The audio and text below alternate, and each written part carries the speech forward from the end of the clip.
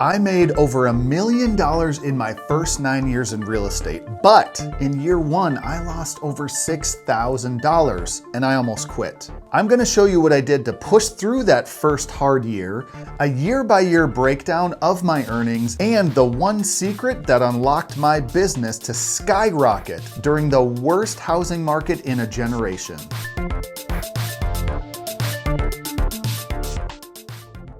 The year was 2008, and little did I know that the greatest financial crisis in over 80 years was in full swing. What a great time to begin a new career, while the housing market was crashing harder than it ever had in US history. You know, what first drew me to real estate was the earning potential. And I had heard about these people that were investing a lot of money into real estate. Some of them were those mega million and billion-dollar deals where they had large apartment complexes or commercial retail centers.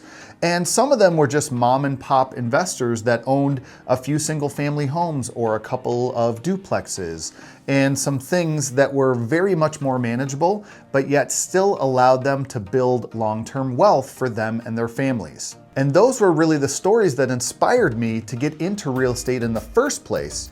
And what I decided to do was I would become a realtor in order to help other people buy and sell and invest in homes. Meanwhile, I would be learning the business all along the way and then be able to invest in real estate myself and build that long-term wealth. Some of the books that I read back in those days, of course, that inspired me were Rich Dad, Poor Dad by Robert Kiyosaki. You've heard about that book all over the internet now. It's very famous. There's obviously some good and some bad from that book in particular, and any and all books for that matter. But that really helped open my eyes to the world of investing in general, acquiring assets, and also what Robert likes to do is acquire real estate. Another book that I read back in those days before I became a real estate agent was The Millionaire Real Estate Investor by Gary Keller. Now, this book has a lot of detailed information, whereas the Rich Dad, Poor Dad book is more of kind of an inspirational story. Some of it might be a little fictionalized as well, but The Millionaire Real Estate Investor was much more practical. It had step-by-step what I should be doing. It had mathematical breakdowns and graphs and tables, basically how to actually do this in real life. Now, some of the numbers have changed over the last 20 years since that book was first written, but you can apply the same exact principles and you can plug and play your own numbers based on your return on investment, based on the average sale price, based on the appreciation rates that are going on for your investments. So that was a huge inspiration for me back when I was first getting started. Another very early podcast series that I heard and listened to was called Get Real. And this was by an investor named Judson Voss and his wife and family who were real estate investors down in the South. And they had a series of podcasts that they would do, I think, daily or weekly. And that podcast really inspired me because they talked about a lot of different types of investing. They talked about subject to investing. They talked about owner finance. They talked about wholesaling. They talked about a lot of different things besides the normal buy and hold real estate investing that a lot of people preach nowadays. And lastly, another podcast series that I listened to back in those early days was by a guy named Bill Fitzpatrick. And he has gone on to do some YouTube videos, and he has a lot of information about real estate investing and success. And while some of his material as of late is a little bit out there for me personally, he really talked about trying to build your real estate portfolio when you were in your younger years and have those tenants pay off your mortgage amounts, and in 15, 20, 25 years retire a millionaire, or in nowadays a multi-millionaire, just from owning a handful of properties. Now let's get to the year-by-year breakdown. So my first year in real estate, I got licensed in April of 2008. Now, this was amongst the great financial crisis, which had started back in 2007. The real estate market was already in decline by 07 and 08. So I was young, I was stupid, I didn't know any better, and I just jumped right in. A lot of people doubted whether or not I would be able to sustain myself and if I would have any success at all. I did my due diligence. I met with 3 different real estate companies before deciding on one to hold my license. So while I was getting my license classes done and taking the exams, I interviewed 3 different brokerages. One was a local brokerage in the city. They were a pretty small outfit, only a handful of agents, and honestly, they dealt with property types and neighborhoods that I was not familiar with, and I just didn't feel like they were the right fit for me. The second place I interviewed with was one of the more local big companies who have a national brand as well. And the biggest thing that I remember from that meeting with the office manager was that I asked him, how many new agents do you have in the office here in the past 1 or 2 years that just got licensed, and how are they doing? And his answer was basically that they had about 1 new person in the last couple of years, and that individual was doing so-so. And that kind of told me that this office might be dying away a little bit rather than one that is growing and prospering off of that downturn market. The third place that I interviewed with was the team and the brokerage that I ended up choosing, of course, and that would be RE/MAX. Now, this local RE/MAX team and company that I interviewed with had a local radio show every week on one of the AM stations. And they had websites that captured leads. They did investing and home buying seminars every month for their clients. And they had a team culture that just was so much better than anything that I saw. They helped each other out, they answered questions, they would show properties, and they also had a lot of newer, younger agents like myself joining the team and finding success. So that made me feel part of something that was growing rather than dying. Now, that first year, I only sold 4 homes between April and December of '08. Now, one of those homes, in fact, my very first one, was my own individual property, the very first house that me and my wife bought the week after we got married. And I actually took a commission of about $3,500 on that transaction. So I got money flowing in a couple of months after getting licensed. From there, I had been working with some clients over the past several weeks and months as I was shopping for my own home. And later on in that year, I closed a couple of different condo and townhome buyers, but the prices on these things were so incredibly low. It was only about $40,000, $30,000, somewhere in that range. And these were just such low properties. I only got about $300, $400, $500 for each of those commission checks after they closed. My fourth transaction in '08 happened to be a client who was buying a house, and I was able to get about $3,000 from that closing as well. My grand total for that year was just over $8,000 in commissions earned. However, I had expenses enough that my actual business losses on my tax return were over $6,000 just for the year of 2008. So here I am, a brand new agent. I'm trying to make a living. I'm trying to build some traction. I'm getting a handful of clients in a really tough real estate market with lots of foreclosures and short sales and distressed properties. And the prices, of course, were so low that you had to churn out a lot of deals in order to make a decent living. I was very frustrated, obviously. Who wouldn't be? I decided that I was going to give it one more full calendar year. And if it didn't work, then I would hang it up and I would pick something else to do for my full-time career. Well, this is where everything changed for me. This is where I met an agent on my team who had some history with building blogs and websites and capturing leads. And he put on a little self-built course for starting your own website and your own weblog at that time.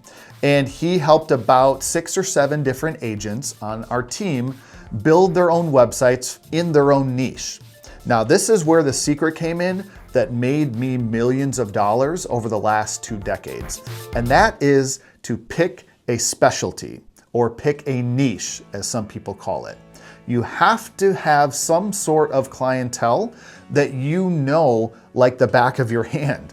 You have to be able to talk to them. You have to be able to know how they want to communicate. You have to know the styles of properties, the neighborhoods that they're looking in, You have to know the price points that they're researching in and that they're comfortable actually buying or selling. So if you're a real estate agent, or if you sell anything, if you're in any type of business with different types of clientele that you can choose, you have to figure out who your main source of business is going to be and specialize in them before you start branching out into 2, 3, 4 different other areas. And that specialty for me, being such a young person, was first-time homebuyers. Now, the great thing was that our team, like I said, had monthly seminars for first-time homebuyers.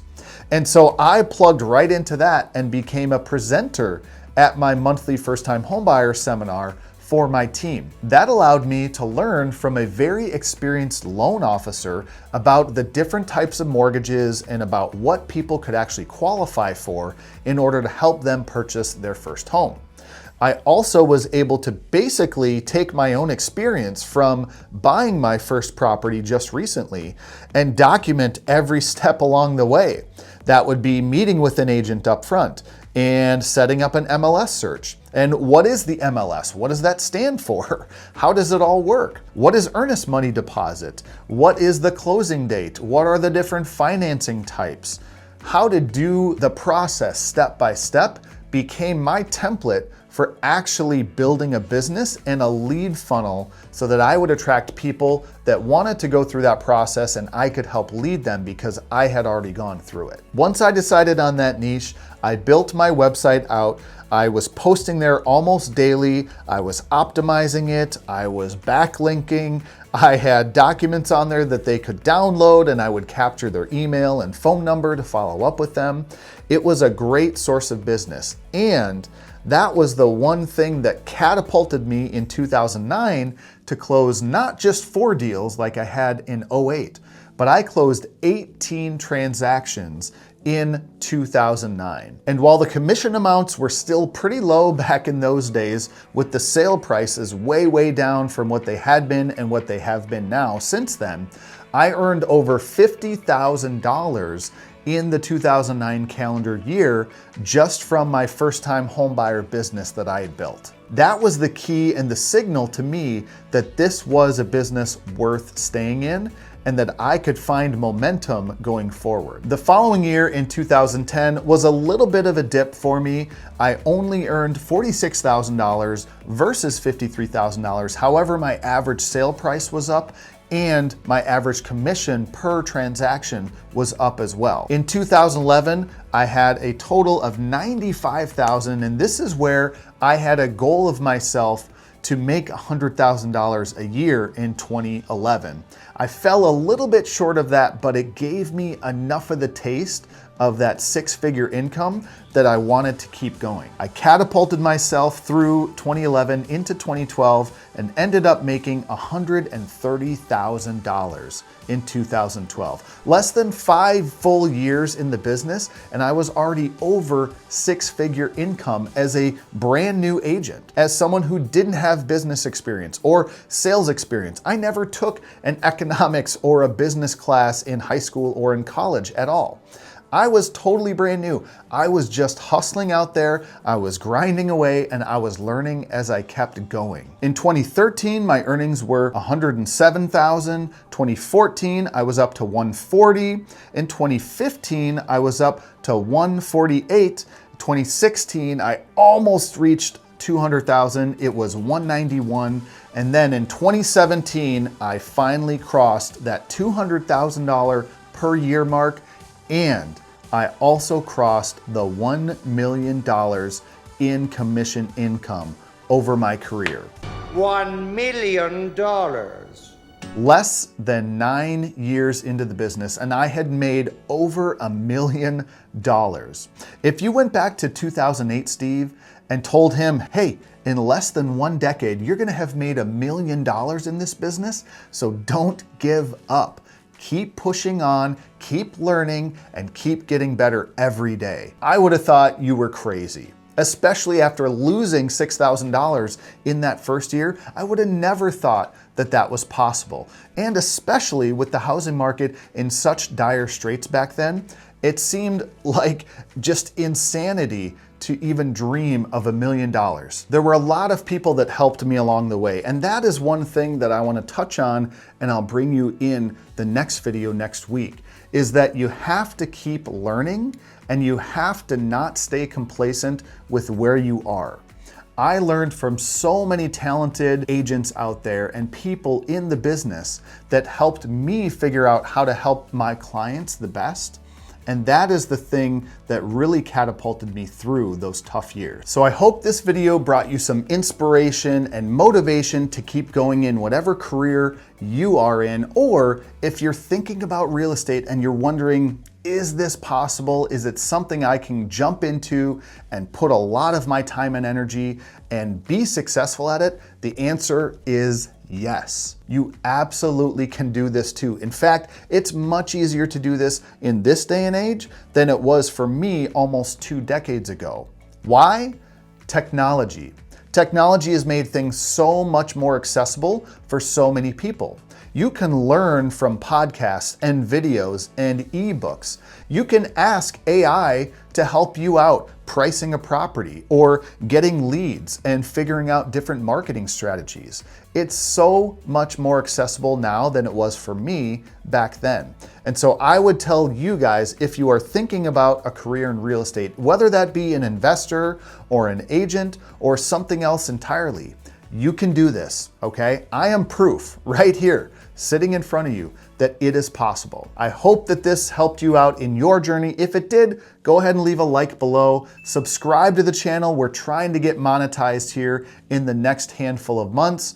I appreciate you guys watching so much, and let me know what questions you have about either my business or if you are starting your own business down below. I will absolutely answer them for you. Thank you guys so much again. We'll see you next time. Peace.